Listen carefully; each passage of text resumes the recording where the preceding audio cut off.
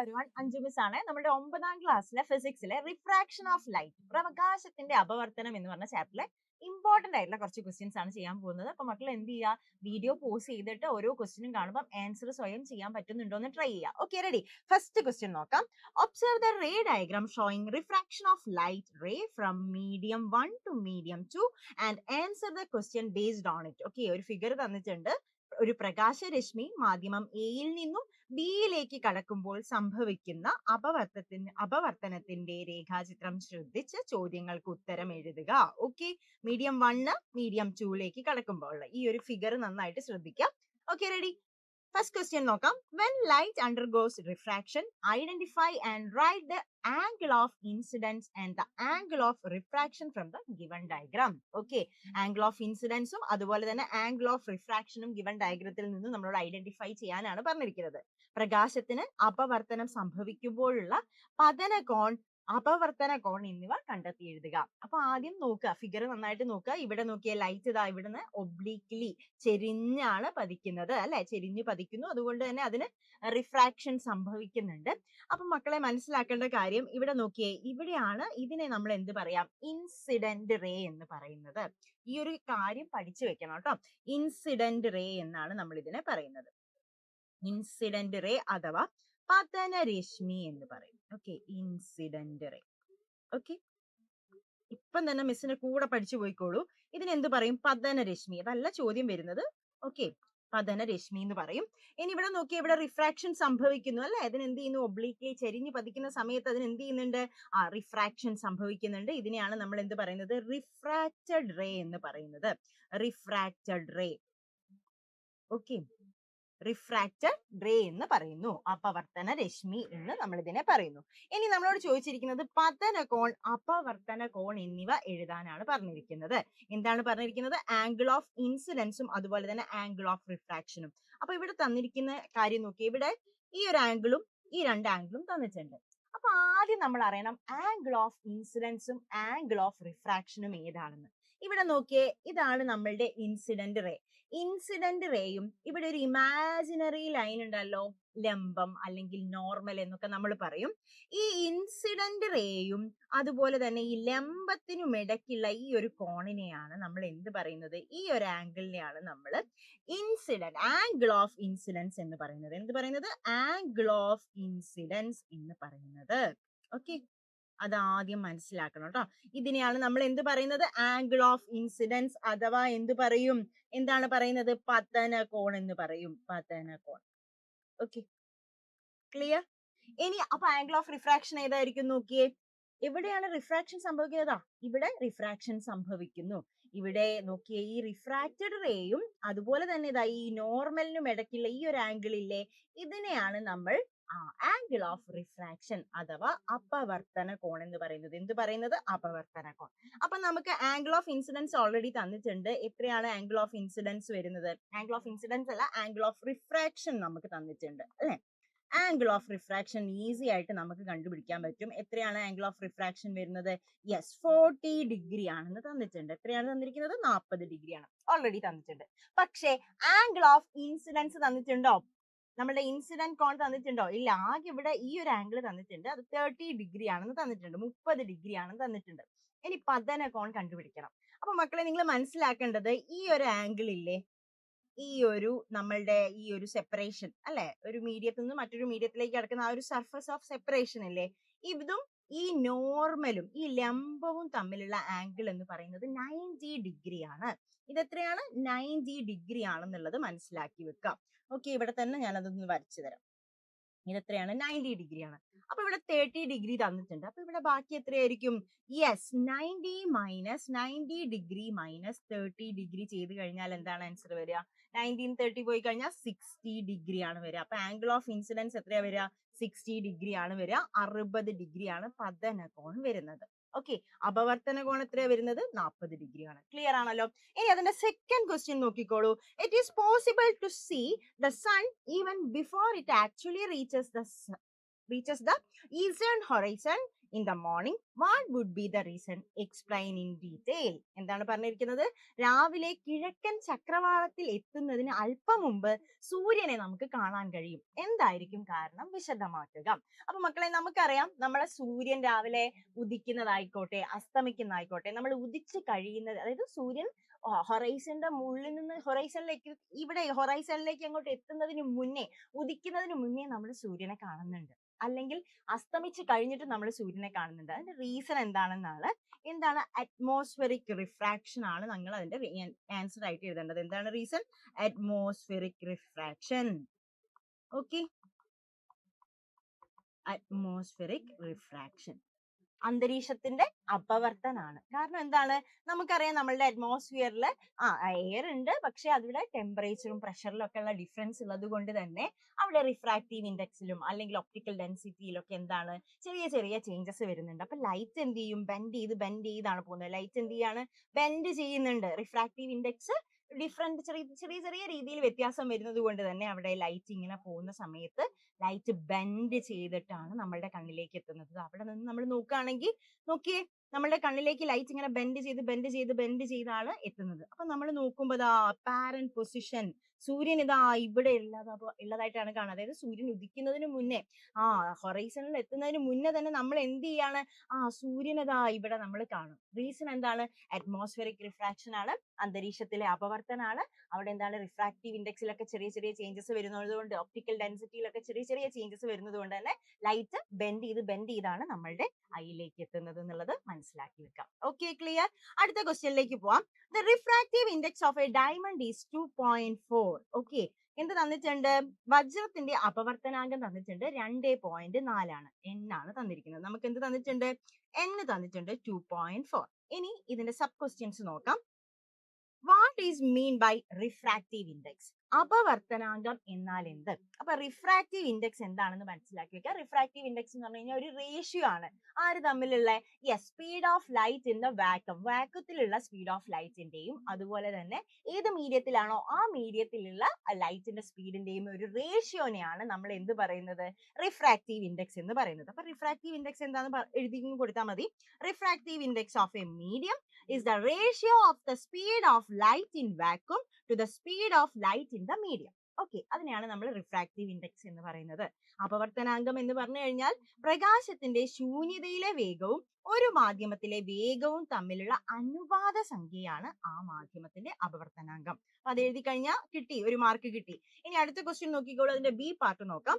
If the speed of light in vacuum is 3 into 10 raised to 8 meter per second, calculate the speed of light in diamond. എന്താണ് പറഞ്ഞിരിക്കുന്നത്?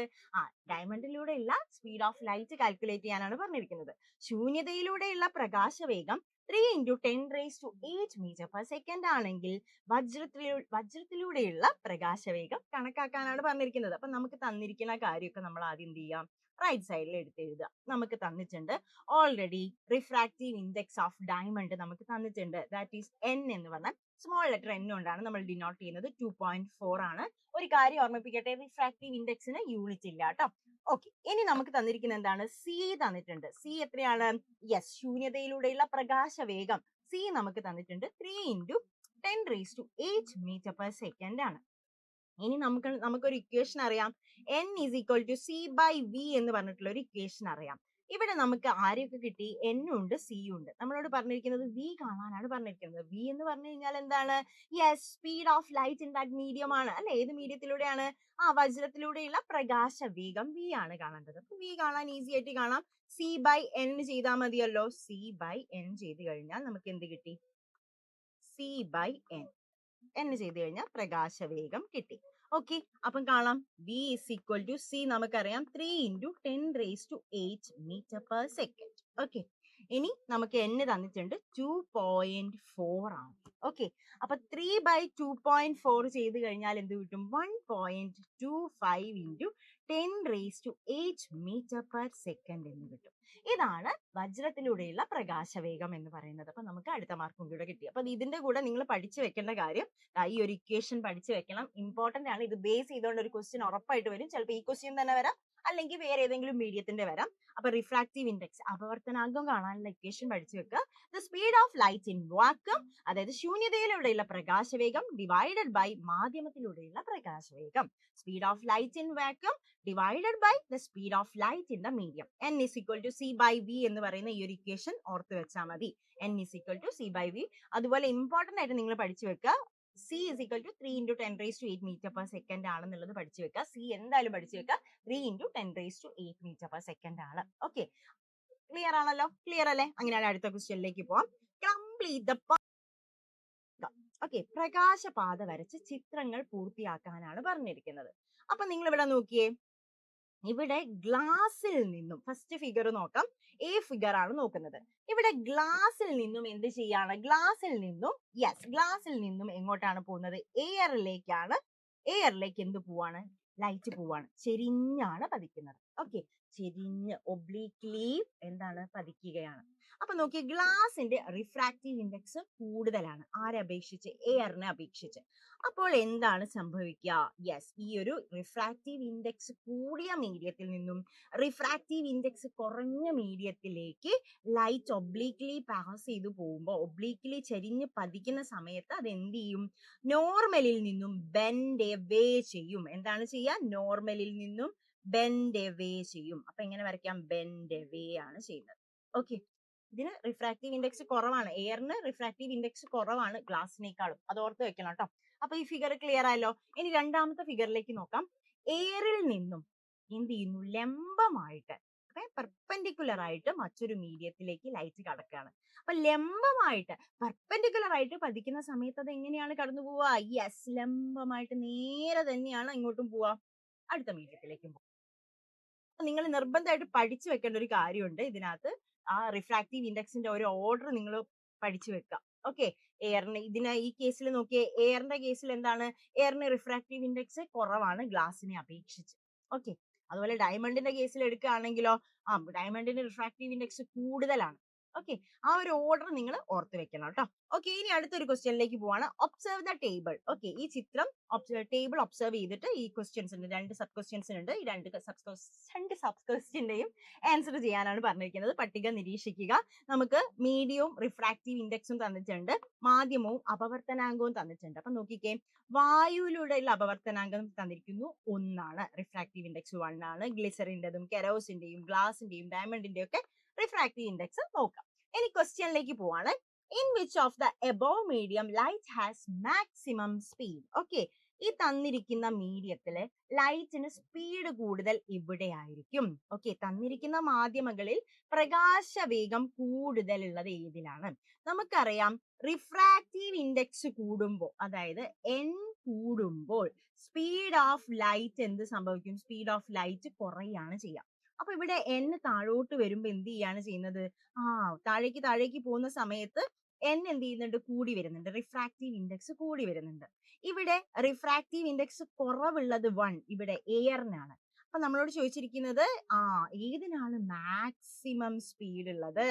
ഏതിനാണ് പ്രകാശ വേഗം കൂടുതലുള്ളത്? അപ്പൊ നമുക്ക് പറയാം വായുവിനാണ്, അല്ലെ? വായുവിനാണ്. ഏതിനാണ്? എയറിനാണ്. റീസൺ എന്താണ്? റിഫ്രാക്റ്റീവ് ഇൻഡെക്സ് അവിടെ കുറവുള്ളത് ഏതിനാണ്? എയറിനാണ്. ഇനി അടുത്ത ക്വസ്റ്റ്യൻ നോക്കാം. Identify the optically densest medium among the above. Okay, ഇവയിൽ പ്രകാശിക സാന്ദ്രത ഏറ്റവും കൂടിയത് ഏതിനാണ്? പ്രകാശിക സാന്ദ്രത അഥവാ ഒപ്റ്റിക്കലി ഡെൻസർ ആയിട്ടുള്ളത് ഏതാണെന്ന് ചോദിച്ചു കഴിഞ്ഞാൽ റിഫ്രാക്റ്റീവ് ഇൻഡെക്സ് പോലെ തന്നെ റിഫ്രാക്റ്റീവ് ഇൻഡെക്സ് ഏതിനാണോ കൂടുതൽ, ഓക്കെ, ഇവിടെ ഇതിനകത്ത് റിഫ്രാക്റ്റീവ് ഇൻഡെക്സ് ഏതിനാണ് കൂടുതൽ? അവനായിരിക്കും ഒപ്റ്റിക്കൽ ഡെൻസിറ്റിയും കൂടുതൽ. അപ്പൊ നോക്കിയാൽ ഡയമണ്ടിന്റെ റിഫ്രാക്റ്റീവ് ഇൻഡെക്സ് 2.42 ആണ്. അതാണ് ഇതിനകത്ത് തന്നിരിക്കുന്നവയിൽ ഏറ്റവും കൂടുതൽ. ഓക്കെ, അപ്പൊ ഡയമണ്ടിനായിരിക്കും ഒപ്റ്റിക്കൽ ഡെൻസിറ്റി കൂടുതലുള്ളത്. ആർക്കായിരിക്കും? ഡയമണ്ടിനായിരിക്കും. ഓക്കെ, ഏതിനാണ്? ഡയമണ്ട് അഥവാ വജ്രം. Okay, clear. അപ്പൊ അടുത്ത 2 മാർക്കും കിട്ടി. ഇനി മറ്റൊരു ക്വസ്റ്റ്യനിലേക്ക് പോവാണ്. Which of the following medium has the lowest speed of light? താഴെ പറയുന്നവയിൽ പ്രകാശ വേഗത ഏറ്റവും കുറഞ്ഞ മാധ്യമം ഏതാണ്? അപ്പൊ നമുക്ക് തന്നിരിക്കുന്ന മീഡിയം നോക്കാം. മീഡിയം ഏതൊക്കെ? എയർ തന്നിട്ടുണ്ട്, വാട്ടർ തന്നിട്ടുണ്ട്, ഗ്ലാസ് തന്നിട്ടുണ്ട്, ഡയമണ്ട് തന്നിട്ടുണ്ട്. നമ്മളോട് ചോദിച്ചിരിക്കുന്നത് പ്രകാശ വേഗത ഏറ്റവും കുറവുള്ളത് ഏതിനാണെന്നാണ്.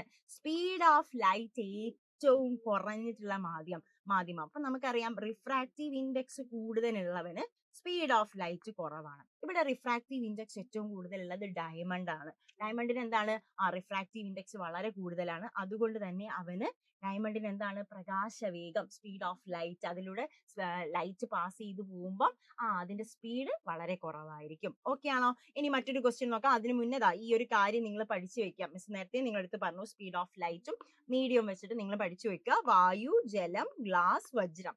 Air, water, glass, diamond. ഇവയുടെ പ്രകാശവേഗം ഒന്ന് മനസ്സിൽ വേഗം സിമ്പിൾ ആയിട്ട് പഠിക്കാൻ പറ്റും. എയറിന്റെ കേസിൽ 3 × 10⁸ മീറ്റർ പെർ സെക്കൻഡ് ആണ്. വാട്ടറിനാകുമ്പോൾ 2.25 × 10⁸ മീറ്റർ പെർ സെക്കൻഡ് ആണ്. ഗ്ലാസിന്റെ സ്പീഡ് എന്ന് പറഞ്ഞാൽ 2 × 10⁸ മീറ്റർ പെർ സെക്കൻഡ് ആണ്. ഡയമണ്ടിന്റെ ആണെങ്കിൽ 1.25 × 10⁸ മീറ്റർ പെർ സെക്കൻഡ് ആണ്. ഇനി നമ്മൾ റിഫ്രാക്റ്റീവ് ഇൻഡെക്സിന്റെ കേസിൽ വരികയാണെങ്കിൽ നേരെ ഇങ്ങോട്ടാണ് പോകുക. അതായത് ഡയമണ്ടിനായിരിക്കും ഏറ്റവും കൂടുതൽ, ഗ്ലാസിന് അതിനേക്കാളും കുറച്ചും കൂടെ കുറവായിരിക്കും, വാട്ടറിന് കുറവായിരിക്കും, എയറിന് കുറവായിരിക്കും. ഓക്കെ, ആ ഒരു ഓർഡർ പഠിച്ചു വെക്കുക. ഇൻവേഴ്സ്ലി പ്രൊപ്പോർഷണൽ ആയിരിക്കും റിഫ്രാക്റ്റീവ് ഇൻഡെക്സും അതുപോലെ സ്പീഡ് ഓഫ് ലൈറ്റും ഇൻവേഴ്സ്ലി വിപരീത അനുപാതത്തിലാണെന്നും കൂടെ പഠിച്ചു വെക്കുക. ഇനി ലാസ്റ്റ് ഉള്ള ഒരു ക്വസ്റ്റ്യനും കൂടെ നോക്കാം. വേഗം ആൻസർ താഴെ കമന്റ് ചെയ്തോളൂ. The optical density of a medium is related to dash. Okay, ഒരു മാധ്യമത്തിന്റെ പ്രകാശിക സാന്ദ്രതയുമായി ബന്ധപ്പെട്ടിരിക്കുന്നു. ഒപ്റ്റിക്കൽ ഡെൻസിറ്റിയുമായിട്ട് റിലേറ്റ് ചെയ്തിരിക്കുന്നത് എന്താണ്? സ്പീഡ് ഓഫ് ലൈറ്റ് ആണ്. അപ്പൊ ഓപ്ഷൻ നോക്കുക, ഓപ്ഷൻ ബിയിൽ വരുന്നുണ്ട് സ്പീഡ് ഓഫ് ലൈറ്റ്, പ്രകാശത്തിന്റെ വേഗത. അതായത് ഒരു മീഡിയത്തിലൂടെയുള്ള ലൈറ്റിന്റെ സ്പീഡിനെ ഡിപ്പെൻഡ് ചെയ്യുന്ന ഒരു ഫാക്ടറാണ് നമ്മളുടെ ഒപ്റ്റിക്കൽ ഡെൻസിറ്റി എന്ന് പറയുന്നത്, പ്രകാശിക സാന്ദ്രത എന്ന് പറയുന്നത്. ഈ ഒപ്റ്റിക്കൽ ഡെൻസിറ്റി കൂടുന്ന മീഡിയത്തിൽ, ഒപ്റ്റിക്കൽ ഡെൻസിറ്റി കൂടിയ മീഡിയത്തിൽ എന്തായിരിക്കും? സ്പീഡ് ഓഫ് ലൈറ്റ് വളരെ കുറവായിരിക്കും. അപ്പം ഇവരെന്താണ്? ഡിപ്പെൻഡ് ചെയ്തിരിക്കുന്ന ഫാക്ടേഴ്സ് ആണ്. ഒപ്റ്റിക്കൽ ഡെൻസിറ്റിയെ ഡിപ്പെൻഡ് ചെയ്യുന്ന ഒരാളാണ് ആര്? അല്ലെങ്കിൽ സ്പീഡ് ഓഫ് ലൈറ്റിനെ ഡിപ്പെൻഡ് ചെയ്യുന്ന ഒരു ഫാക്ടർ ആണ് ആര്? ഒപ്റ്റിക്കൽ ഡെൻസിറ്റി എന്ന് പറയുന്നത്. ഓക്കെ, ക്ലിയർ ആയല്ലോ? അപ്പൊ നമ്മൾ ഇന്ന് മാരത്തോൺ ലൈവ് ആയിട്ട് വരുന്നുണ്ട്. കൂടുതൽ ക്വസ്റ്റ്യൻസ് ഒക്കെ നമ്മൾ മാരത്തോൺ ലൈവിൽ ഡിസ്കസ് ചെയ്യുന്നതാണ്. അപ്പൊ എല്ലാവരും കറക്റ്റ് 7 മണിയാകുമ്പോൾ തന്നെ ലൈവിൽ ജോയിൻ ചെയ്യുക. അപ്പൊ എല്ലാവർക്കും ഓൾ ദ വെരി ബെസ്റ്റ്. നാളത്തെ എക്സാം ഒക്കെ അടിപൊളിയാക്കട്ടെ. Okay, all the very best.